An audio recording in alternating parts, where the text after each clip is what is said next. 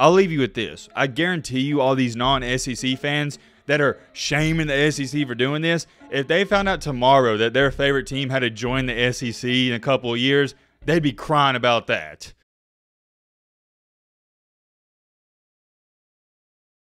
I never thought the day would come where people are not just laughing at, they're not just clowning, but they are shaming the SEC. And the controversial part about this, or at least what I'm going to say it may be controversial, is I don't understand how people even think they can shame the SEC for this. I don't think you even have a right to shame the SEC, and I don't think it's that big of a deal. I'm not a fence sitter in this situation. I know exactly where I stand, and I'm going to show you guys multiple examples of what I'm talking about. Just like with anything and everything on this channel, I'm going to give you cold hard facts and evidence to go with all my claims and everything I say. But whoa, hold on. I know what you're sitting there saying. Yo, Matt, what in the crap are you referring to? What are you talking about? Well, my friend, that's a great question. I have a great answer. We're going to talk about it all in this afternoon's video. By the way, hope you have a great Friday. If not, hope this video can make it slightly better. The SEC is getting clowned at, laughed at, shamed because only 2 out of their 14 teams are playing 10 or more Power 5 teams. If you watched yesterday's video, it also goes hand in hand with that. We're going to be piggybacking off of that subject, how the SEC is only playing an 8-game conference schedule. People out there have even went as far as to say that the SEC is absolutely pathetic. Now, I don't know if this person actually means it or they're just saying it for attention on Twitter, but I'm going to leave it at this. I hope they don't mean it. Because if you actually do believe this is pathetic, well, I'm going to give you an example as to why it's not. Like I said, we got a lot to talk about. Real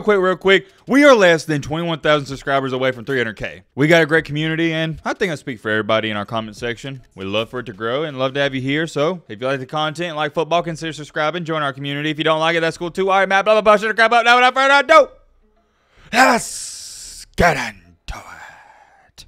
Okay, so if you don't know what's going on, I'll give you a brief run through. Yesterday, the breaking news came out that the SEC will play an 8-game league schedule in 2024 with no divisions. Why is this a big deal? Because for the past 2 or 3 months, there's been this ongoing debate on whether the SEC is going to go to an 8-game schedule or a 9-game schedule. If you don't know why this is a big debate, because yeah, there's a big difference from playing 8 teams in your conference or 9. What's the difference, you may ask? Well, that means if you play 8, you're going to have another cupcake on your schedule, more than likely. And leading up to this, I saw everywhere where people, and we talked about it, where they're laughing at Nick Saban and they're saying, man, why is Nick Saban being a crybaby? Why doesn't he want to go to 9 games? And I told you guys, I haven't heard or seen anything about it. Let me know in the comment section if you know anything about it. And apparently one of y'all found the quote and you commented it, so let's check it out. Geek World said, by the way, thank you for doing some research on this. Found it. Quote unquote, Nick Saban said, I've always been an advocate for playing more conference games. But if you want to play more games, I think you have to get the 3 fixed opponents right. They're giving us Tennessee, Auburn, and LSU. I don't know how they come to that decision. But here's the important part. He's complaining about the lock games, not playing 9 games. Thank you yet again for that. And we've already talked about that saying right there where Nick Saban, he's complaining about the 3 locked opponents. But in yesterday's video, what I was so confused and perplexed about is everybody's trying to say, oh, well, Nick Saban, he's the one crying about this. He's the one that isn't wanting to do 9 games. I just don't know how people are coming to that conclusion because yet again, I haven't seen anywhere where Nick Saban's quote unquote crying about it. But I digress. We're going to check out some of these other comments because I told you guys to let me know your thoughts down below. Do you want an 8-game schedule or 9-game, or how you feeling about it? Because at this point in time, it doesn't matter what you want. We're locked into 8 games. Game Over 17 said, as a Tennessee fan, I want to play Alabama every year. Even when we were terrible for the last 15 years, I still want to play Bama every year. To be the best, you have to play the best. Iron sharpens iron. I 100% believe this. I couldn't agree anymore. I told you guys in last night's video, I've felt this way my entire life. I hate when Alabama or these big time teams, Georgia, Tennessee, whoever plays cupcakes. I hate it. As a fan, as a viewer, and even for your football team, it's a waste of a Saturday and it's a terrible game to watch. You're not going to get better playing Chattanooga State Water Aquarium Community College. It's just not going to happen. Is it good for your team to get a break every now and then and get a free win? Yes, but I'm just saying from an entertainment perspective, I hate it. And notice, I didn't say we should just do away with the non-conference cupcakes, but I'm sick and tired of seeing 3 or 4 every single season. But as far as it goes for you having 3 to 4 games where they're not even going to be competitive, it's stupid, it's dumb. Let's check out this comment. Haven't seen it yet, but notice it's got a good amount of likes. I'm in the minority, but I like 8 conference games. They want more bowl teams and playoff teams, bigger variety schedule year by year is fun. Also, these small games keep college football afloat with the smaller teams. But that's a good point, I'll speak on that in a second. More college football teams mean more student athletes get scholarships. Also, keeps intact the ACC rivalries. I know SEC fans will love getting one over the other conferences, and I do, trust me. For the longest, I've had people say, and I've seen where they say it's weird for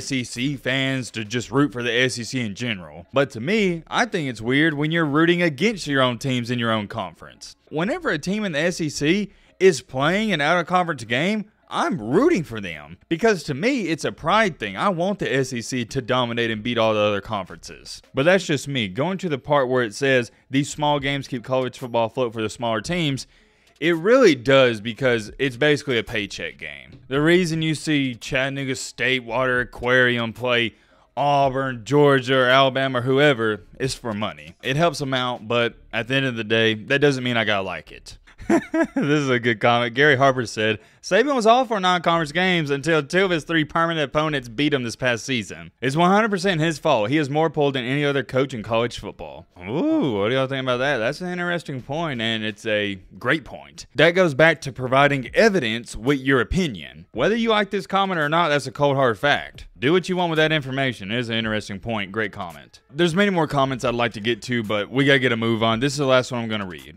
I like music said, I'm not gonna lie, I would be lying if I said I like the idea of an 8-game schedule. As an Auburn fan, I take pride in both the rivalries between Alabama and the Iron Bowl and Georgia in the oldest rivalry in the Deep South, and frankly, I'd be upset to see either one go. Also, if we were to do a 9-game schedule, I want LSU as my 3rd rather than Vandy. Love the video, has been helpful during the offseason. Thank you for the kind words. That's what sucks about all of this, especially if we go to the 1-7-7 format. You're not gonna see Alabama play LSU, Auburn, and Tennessee every single season. It's not going to happen. You're only going to have one permanent rival. And I don't think it matters how we do this. Somehow, some way, we're going to lose out on some of these big rival games we've come to look forward to every week. Not every week, but every year, the college football season. But, and I have a big but, here's also a great side to it. Where is it at? I saw it somewhere. Okay, here it is. Then why has Georgia and Texas A&M only played once since A&M entered the SEC? Great comment. Great point because it goes hand in hand with what I'm about to get into. That is the benefit of going to the new format the SEC is going to go to. Now you're going to see teams like Georgia and Alabama play more than once every 5 or 6 years, whatever it is. Same thing for Georgia and A&M. So although yes, you're going to lose out on some games, you're also going to pick up some good ones. That's enough of that. Getting on track here with really the main reason I'm making this video. This was trending all over Twitter yesterday. It currently has over 1.2 million views. This is a list of teams in every conference that are playing at least 10 Power 5 opponents in 2023. At the very top of the list, the tippy top, the Big Ten has 13 out of 14 teams playing at least 10 Power 5 opponents. I applaud that. As much as I like to laugh at the Big Ten, I respect it. The Big 12 has 11 out of 14. Nice. The Pac-12, 10 out of 12. Nice. ACC, 10 out of 15. Not too shabby. But here we go. At the bottom of the list, the SEC only has 2 out of 14. Only 2 out of 14 SEC teams are playing at least 10 Power 5 opponents in 2023. When I first saw that, my immediate reaction was I was kind of embarrassed.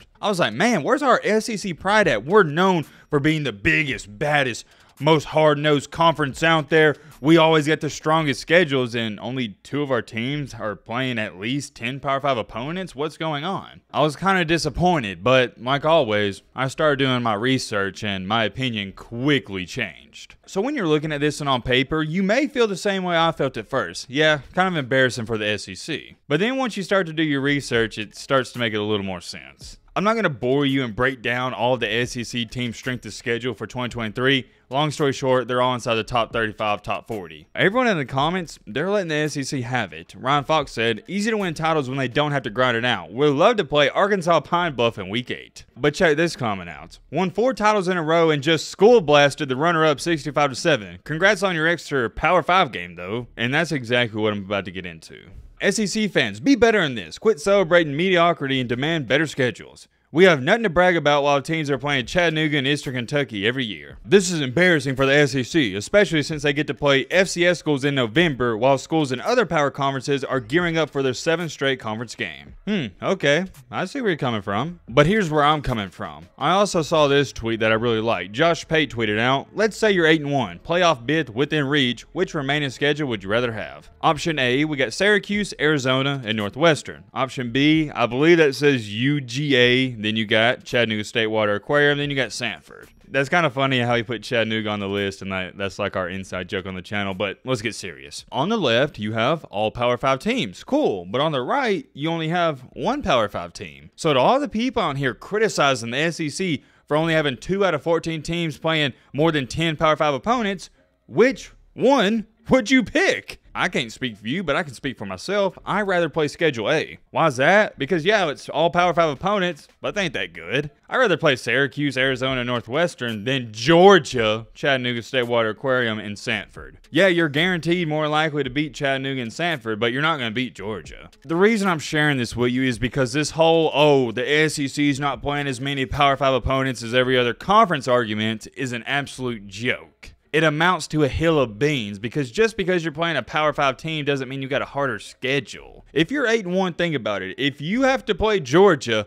you're not going to beat them, so you're going to lose and you have no shot of making the playoff. Doesn't matter if you steamroll Sanford and Chattanooga, you're not getting in. But on the contrary, you're 8-1, you play Syracuse, Arizona, Northwestern, you're getting in the playoff. And side A reminds me a lot of Notre Dame's schedule. And he said the same thing I said. I wanted non-SEC league games, but some of the arguments today have been suspect. That's what I'm talking about. How are you going to say, oh, the SEC, you know, they're pathetic because they're not playing a 9-game conference schedule? That makes zero sense because still, playing 8-game schedule in the conference, it's still one of the hardest conferences to play in regardless. You still got to go through Georgia and Alabama just to get to the playoff. And oh yeah, also, nobody's talking about this, great point right here. Requires to play one Power 5 team. So the SEC has to play one Power 5 team outside of its non-conference. Or my bad, I meant to say outside of the conference. You get what I'm trying to say. But also, like he says, 8 SEC games is tougher than 9 in any other conference. And I agree. Look, man, nobody hates to watch these SEC teams play cupcakes more than me. I hate it.